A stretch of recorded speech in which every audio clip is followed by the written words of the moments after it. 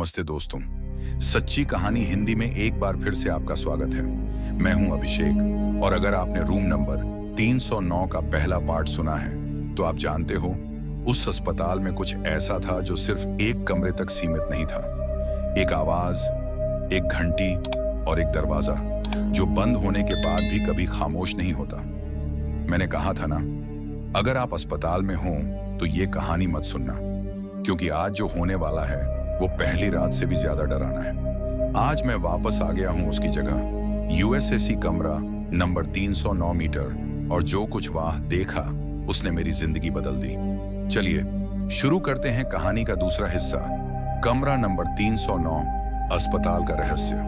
नमस्ते दोस्तों, सच्ची कहानी हिंदी में एक बार फिर से आपका स्वागत है। मैं हूं अभिषेक और अगर आपने रूम नंबर 309 का पहला पार्ट सुना है तो आप जानते हो उस अस्पताल में कुछ ऐसा था जो सिर्फ एक कमरे तक सीमित नहीं था। एक आवाज, एक घंटी और एक दरवाजा जो बंद होने के बाद भी कभी खामोश नहीं होता।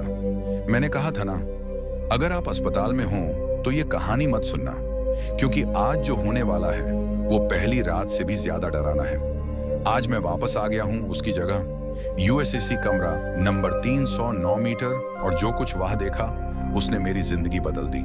चलिए शुरू करते हैं कहानी का दूसरा हिस्सा, कमरा नंबर 309, अस्पताल का रहस्य। और अगर आपने रूम नंबर 309 का पहला पार्ट सुना है तो आप जानते हो उस अस्पताल में कुछ ऐसा था जो सिर्फ एक कमरे तक सीमित नहीं था। एक आवाज, एक घंटी और एक दरवाजा जो बंद होने के बाद भी कभी खामोश नहीं होता। मैंने कहा था ना, अगर आप अस्पताल में हो तो ये कहानी मत सुनना, क्योंकि आज जो होने वाला है वो पहली रात से भी ज्यादा डराना है। आज मैं वापस आ गया हूं उसकी जगह, यूएसएसी कमरा नंबर 309 मीटर, और जो कुछ वहां देखा उसने मेरी जिंदगी बदल दी। चलिए शुरू करते हैं कहानी का दूसरा हिस्सा, कमरा नंबर 309, अस्पताल का रहस्य। उस रात के बाद मैं चैन से सो नहीं पाया। 309 का दरवाजा मेरे दिमाग में बार बार घूमता रहता है। वो हैंडल, वो घंटी की आवाज और वो हल्की सी ठंडी हवा, सब कुछ मेरे जहन में बस गया था। सुबह ड्यूटी पर गया, फ्रंट डेस्क पर सब कुछ सामान्य लग रहा था, पर एक अजीब बात हुई। जब मैंने उपस्थिति रजिस्टर खोला तो बस शिफ्ट के नीचे लिखा था, कमरा नंबर 309, चेकअप पूरा हुआ। मैंने लिखा ही नहीं था। फिर किसने लिखा? नर्स शालिनी ने मुझे देखा और हल्की सी मुस्कान दी। सर, आप लास्ट नाइट ड्यूटी पर थे? कुछ देखा अंदर? मैं थोड़ा घबराया, बोला, नहीं, बस एक आवाज आई थी। वो चुप हो गई, फिर धीरे से बोली, वो आवाज हर कोई सुनता है, पर अंदर कोई जाता नहीं। उसके बाद उसने मुझे एक पुरानी फाइल दी। सर, ये 309 का केस रिकॉर्ड है, मत पढ़िए अगर हिम्मत नहीं है। फाइल के कवर पर लिखा था, रोगी मीरा शर्मा, मृत 2003। मैंने फाइल खोली और लिखा था, अनधिकृत उपचार के दौरान मृत्यु हो गई। मामला शांत हो गया। अनधिकृत उपचार? किसने? क्यों? हमारे पेज के नीचे किसी ने लिखा था, यह कभी खत्म नहीं हुआ। रात को मैं फिर से अस्पताल गया। मैंने फैसला किया, इस बार सब रिकॉर्ड करूंगा। सीसीटीवी रूम में गया, एक कैमरा उठाया और रूम 309 के सामने लगा दिया। फिर मैं अंदर गया। दूर खुलने की आवाज अस्पताल के खाली कॉरिडोर में घूम गई। अंदर हवा इतनी ठंडी थी कि सांस लेते ही सीने में जलन हो रही थी। मशाल की रोशनी में दीवारों पर पुराने खून के धब्बे दिख रहे थे। कोने में एक पुराना धातु का बिस्तर था और उसके ऊपर वही नाम टैग पड़ा था, मीरा शर्मा। किया पर रिकॉर्डर, और पहली ही सेकंड में एक महिला की आवाज मिली, क्यों वापस आए हो? मुझे लगा किसी ने प्रैंक किया है। मैं पलटा, पर कोई नहीं था। रिकॉर्डर फिर चुप हो गया। मैंने बिस्तर के पास एक पुरानी आईवी स्टैंड देखी और उसके पाइप के अंदर कुछ चल रहा था, जैसे कोई तरल पदार्थ धीरे धीरे हिला रहा हो। मैंने मशाल उठाई और देखा, वो खून था, युवा शक्ति।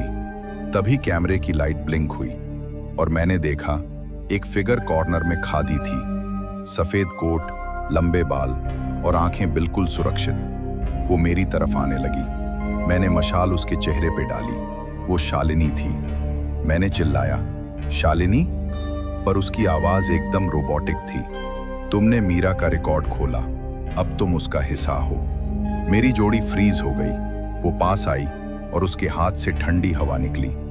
उसने मेरे कंधे पर हाथ रखा और 1 सेकंड के लिए मुझे लगा मेरा सांस रुक गया। मुझे बस एक दिल की धड़कन सुनाई दे रही थी, थम थम थम। अचानक रोशनी टिमटिमा गई और मैं बेहोश हो गया। जब आंख खुली, मैं अस्पताल के बेसमेंट में था। वाह, कोई था नहीं, सिर्फ एक पुरानी टेबल और उसका ऊपर लिखा था, आपको प्रवेश मिल गया है। मैं भाग के बाहर गया। सिक्योरिटी ने बोला, सर आप अंदर कैसे आए? ये बिल्डिंग तो कल रात से बंद है। मैं बोला, नहीं, मैं तो यहीं ड्यूटी पर था। वो लोग कंफ्यूज हो गए। सर आप तो 1 हफ्ते से एब्सेंट हो। मैंने फोन चेक किया, तारीख बदल चुकी थी। मैं सिर्फ 1 रात नहीं, पूरे 7 दिन वहां थे। मुझे फोन करो एक वीडियो था, 3 मिनट का। मैंने खेला है और स्क्रीन पे लिखा था, कमरा नंबर 309, छुट्टी लंबित। लास्ट फ्रेम में मीरा खड़ी थी और बैकग्राउंड में शालिनी के साथ कोई और डॉक्टर। वो डॉक्टर था मैं खुद। मैं अब समझ गया हूं, कमरा 309 सिर्फ एक कमरा नहीं है, वो उन लोगों के लिए ट्रैप है जो उसका राज खोलने की कोशिश करते हैं। अगर आप चाहते हैं मैं बताऊं मीरा के साथ असली में क्या हुआ था, इस वीडियो को लाइक करो और सच्ची कहानी हिंदी को अभी सब्सक्राइब करें, क्योंकि पार्ट 3 में मैं वापस जाने वाला हूं और इस बार मैं वहां अकेला नहीं जाऊंगा।